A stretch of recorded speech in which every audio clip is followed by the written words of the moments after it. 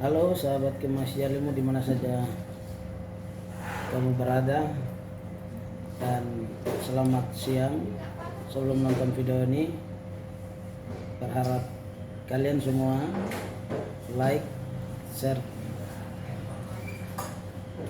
dan seterusnya kita akan masuk dalam topik kita hari ini adalah pemimpin harus melayani, bukan dilayani. Kita tahu bersama bahwa pemimpin adalah seorang bapak di dalam suatu persekutuan, keluarga, tetapi juga komunitas. Dan hari ini tiba saatnya kami akan membahas tentang pemimpin itu harus melayani, bukan dilayani. Ada dua topik yang menarik yang kita share bersama saya, Simon Wadelo. Pada kesempatan ini saya akan berbagi tentang pemimpin itu harus melayani terlebih dahulu, dan selanjutnya akan kami bicara tentang pemimpin harus melayani tetapi bukan dilayani. Kenapa pemimpin itu harus melayani? Karena pemimpin itu adalah salah satu orang yang menjadi pucuk pimpinan di suatu organisasi atau keluarga dan juga dalam komunitas. Pemimpin berperan aktif dalam memberikan pelayanan kepada bawahan-bawahannya. Pemimpin juga berperan aktif menyampaikan pesan yang membantu bawahannya supaya dapat melaksanakan penyampaian atau pesan yang disampaikan oleh seorang pemimpin.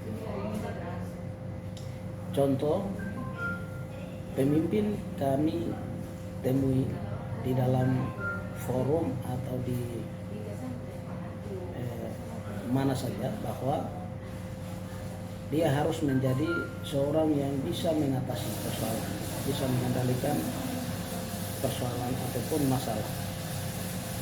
Masalah yang dimaksudkan di sini adalah terkait dengan problematika sosial kemasyarakatan yang dimana menjadi permasalahan di suatu organisasi atau komunitas yang dimaksudkan tadi. Dan pemimpin juga harus berasaskan dengan asas keadilan, kejujuran, dan benar-benar berintegritas. Pemimpin yang memiliki keadilan atau seorang bapak yang dimaksudkan tadi, dia pemimpin tersebut tidak pernah menyombongkan diri. Dia bersikap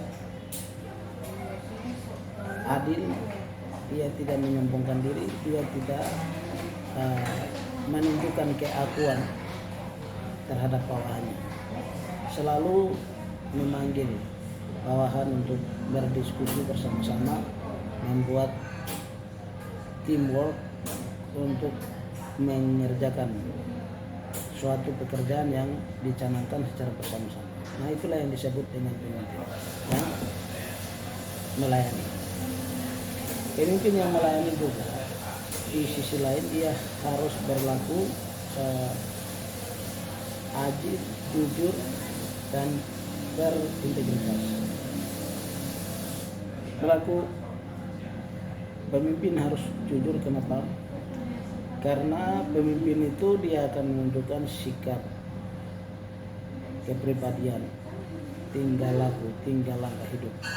Itu menjadi model untuk bawahan atau pengikut. Kenapa harus demikian?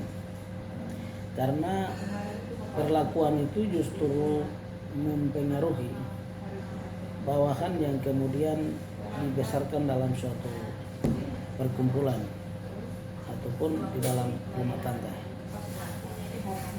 Dan pemimpin juga perlu menjadi seorang bapak yang bisa mengembalakan mereka yang mengikuti dia itu, atau bisa membawa mereka ke jalan yang baik. Maka disebut dengan pemimpin yang melayani. Pemimpin yang melayani juga kenapa memiliki sikap kejujuran. Kejujuran di sini sangat penting. Kita jujur maka bisa melahirkan suatu pekerjaan ataupun masalah yang kita sementara kerja atau sementara mengatasi dapat diselesaikan dengan baik, karena kejujuran itu bagian daripada pengakuan orang lain. Kenapa orang lain itu perlu kejujuran terhadap kita? Karena kita menunjukkan sikap yang jujur, maka pengikutnya akan ikut banyak, karena mereka otomatis percaya kami. Kepercayaan yang muncul di situ karena kami dipercaya oleh bawahan-bawahannya. Kalau kami tidak dipercaya oleh bawahannya, otomatis kepercayaan itu akan runtuh dan kami tidak disebut lagi bersikap jujur di dalam kepemimpinan kami sehari-hari, baik itu di dalam keluarga, pribadi, dan komunitas. Pemimpin yang melayani juga harus merata. Bagian daripada kejujuran itu berhubungan dengan melayani kepada rakyat atau masyarakat. Pemimpin itu ada banyak. Pemimpin itu baik pemimpin yang di gereja, sebagai pendeta, sebagai gembala, sebagai ketua-ketua di dalam gereja, mulai dari pusat gereja sampai di jemaat. Tapi juga ada pemimpin di pemerintahan, itu mulai dari pimpinan yang teratas sampai ke desa-desa. Itu yang disebut dengan pemimpin. Tinggal pemimpin ini kita pilihkan mana pemimpin yang melayani, malah pemimpin yang dilayani. Pemimpin yang melayani adalah akan ketahuan dengan karakter atau kepribadian yang dijelaskan pada awal penjelasan tadi. Sedangkan pemimpin yang dilayani akan ketahuan sendiri ketika kita sementara melakukan